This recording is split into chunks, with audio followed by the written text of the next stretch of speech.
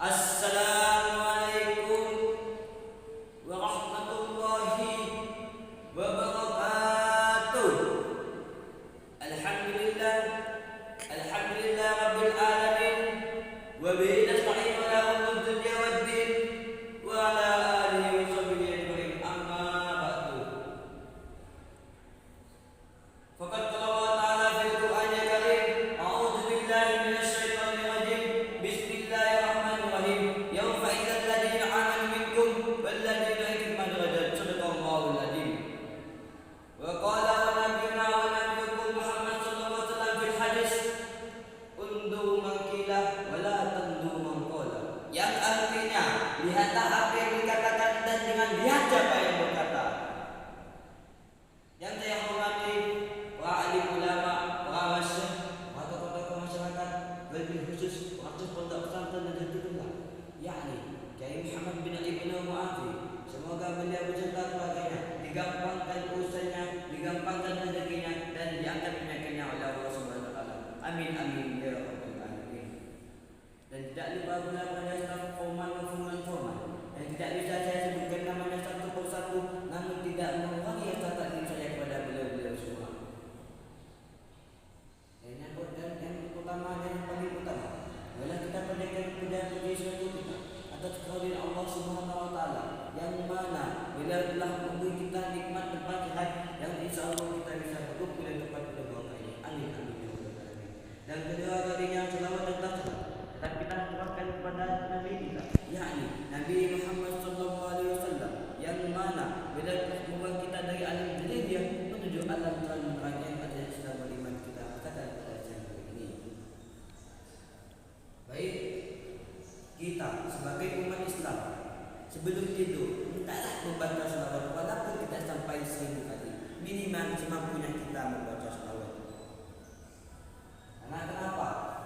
Karena insya Allah kita sebelum tidur membaca selawat, insya Allah kita bisa bermimpi dengan Nabi kita, yakni Nabi Muhammad sallallahu alaihi wasallam, dengan manfaatnya selawat itu. Karena kenapa? Karena ada satu cerita mana seorang pemuda yang bekerja menjadi pendagang dan dagangannya tidak pernah laku. Setiap hari berdagang tapi dagangannya tidak pernah laku. Dan dia berhenti untuk berdagang. Dan dia pergi ke rumah satu rumah yang besar. Dan dia mengetuk pintu. Assalamualaikum fulan. Waalaikumsalam. Wahai pemuda, ada kenapa kamu pergi ke rumahku? Ada perlu apa kamu di sini? Hai fulan, saya ke sini ingin meminjam uang kepadamu. Dan fulan pun berkata, untuk apa wahai pemuda? Untuk membayar daganganku. Dan dagang pun berkata, kenapa daganganmu? Karena dagangan saya tidak pernah laku dan saya punya hutang sebesar 50 juta. Fulan pun berkata, baiklah tunggu di sini, saya akan mengambil uang tersebut. Fulan pun mengambil selama beberapa menit dan dia keluar kembali lagi ke keluarnya. Wahai pemuda, ini uang yang kau pinjam 50 juta. Tapi tunggu dulu, wahai pemuda, kapankah engkau bisa membayar utang ini dan kapan waktunya? Dan pemuda pun berkata, wahai fulan, saya akan membayar utangmu bulan depan dan saya akan bayar utangmu dengan lengkap. Dan fulan ini pun memberi uang tersebut kepada wahai pemuda ini. Dan pemuda berkata, wahai fulan, terima kasih. Baiklah, saya permisi dulu. Dan berkata assalamualaikum, dan fulan berkata waalaikumsalam. Ketika sampai 1 bulan kemudian, dan fulan ini pergi ke rumah pemuda itu dan mengetuk pintu. Assalamualaikum wahai pemuda. Pemuda berkata waalaikumsalam. Waalaikumsalam wahai fulan. Wahai pemuda, mana janjimu? Mana hutangmu? Kamu ini berjanji membayar hutangku di bulan ini, tapi kemana? Kok kamu tidak bisa membayar hutang saya tersebut? Dan pemuda pun berkata, wahai fulan, bila saya waktu 1 minggu untuk mencari uang, karena saya tidak mempunyai uang sama sekali. Fulan pun berkata, tidak mudah. Seandainya kamu tidak membayar hutangku, saya akan tarik kamu ke kantor polisi.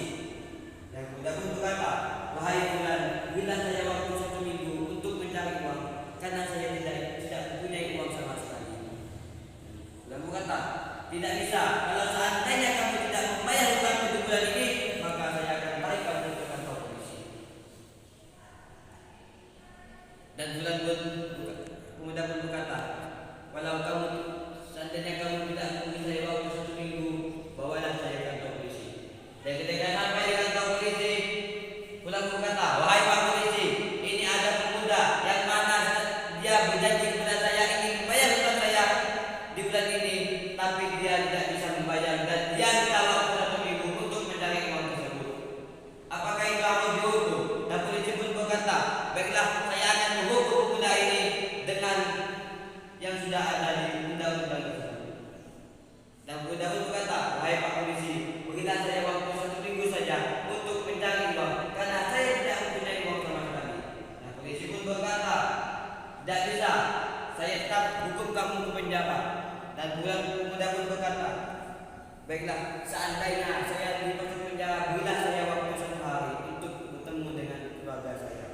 Dan polisi pun berkata, tidak bisa, seandainya saya memberikan waktu 1 hari, berarti kamu akan kabur dari tahananku. Dan pemuda pun berkata, tidak Pak Polisi, saya besok pagi akan kembali ke tempat ini ketika saya bisa bertemu dengan keluarga saya. Dan polisi pun berkata, baiklah, saya akan memberi kamu 1 izin sehari untuk pulang, tapi dengan 1 jaminan. Dan fulan pun berkata, wahai Pak Polisi, ingin jaminan apa yang dia beri, sedangkan hutang saya tidak bisa dibayar dan dia ingin bayar jaminan.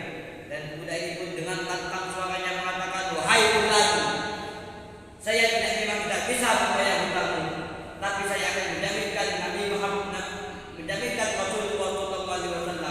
Dan polisi pun berkata, wahai pemuda, kenapa kamu menjaminkan Rasulullah SAW? Dan pemuda itu berkata, seandainya besok pagi saya tidak datang ke tempat ini, sampai hari kiamat saya tidak jatuh oleh umatnya Nabi Muhammad SAW. Nah, polisi pun memberi waktu 1 hari untuk pemuda bertemu keluarganya. Ketika sampai di rumah, pemuda ini bercerita kepada istrinya tentang kesalahannya, dan istrinya pun berkata, wahai suamiku, tidurlah, pasti kamu kelelahan, tapi jangan lupa membaca sholawat. Dan suami pun masuk ke kamarnya, dan sebelum tidur dia ingat pesan istrinya bahwasanya sebelum tidur membaca sholawat. Dan dia membaca sholawat minimal 15 kali. Dan setelah itu dia tidur dan dia bermimpi dengan Nabi Muhammad SAW, yang mana beliau berkata, wahai pemuda, wahai umatku, aku tahu kamu pasti kelelahan, kamu pasti banyak pikiran. Besok kamu pergi ke rumah kepala desa dan minta uang sebesar 50 juta. Karena kenapa? Karena dia di malam ini dia berselawat kepadaku dan dia menghitung selawatnya 999, tapi saya menghitung pas 1000 pas. Dan salam buat saya bahwasanya selawatnya saya terima. Dan pemuda ini pun bangun dan dia mengambil air wudhu dan dia sholat subuh. Setelah sholat subuh, dia berpamitan dengan keluarganya bahwasanya dia akan pergi ke kantor polisi.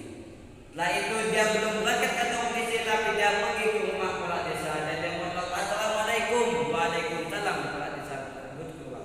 Wahai pemuda, ada apa kamu di sini? Hai kepala desa, dan saya di sini diperintah oleh Nabi Muhammad SAW, yang mana untuk meminta uang kepadamu sebesar 50 juta karena kamu semalam berselawat kepada beliau dan kamu menghitungnya 999, tapi Nabi Muhammad menghitung 1000. Dan salat Nabi Muhammad bahwasanya selawat itu diterima.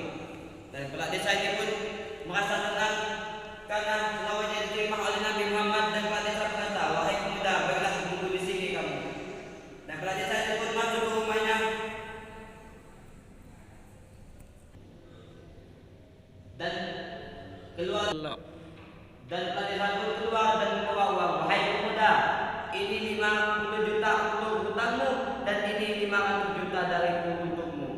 Dan pemuda pun berkata, baiklah kepala desa, kalau begitu saya permisi dulu. Assalamualaikum. Dan kepala desa pun berkata, waalaikumsalam. Dan ketika sampai pemuda ini ke kantor polisi, dan polisi pun datang dan memeluk pemuda ini sambil menangis, dan dia pemuda pun berkata, wahai Pak Polisi, kenapa sehingga saya sampai ke kantor ini, kenapa kamu menangis dan memelukku? Dan polisi pun berkata, wahai pemuda,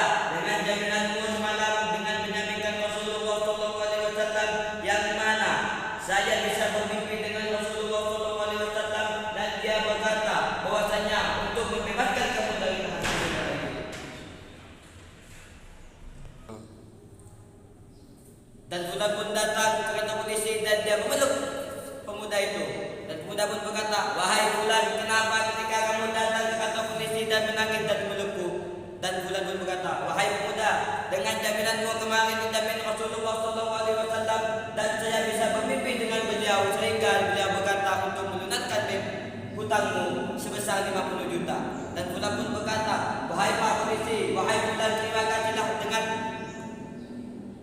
dengan hutangmu dan dengan tahanan penjaramu.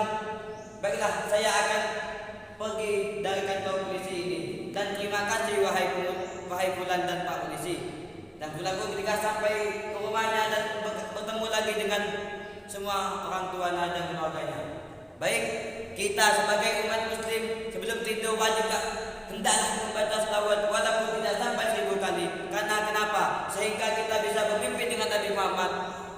Insya Allah kalau kita bisa membaca selawat. Baik, buktinya saya di sini bukan kiai, tapi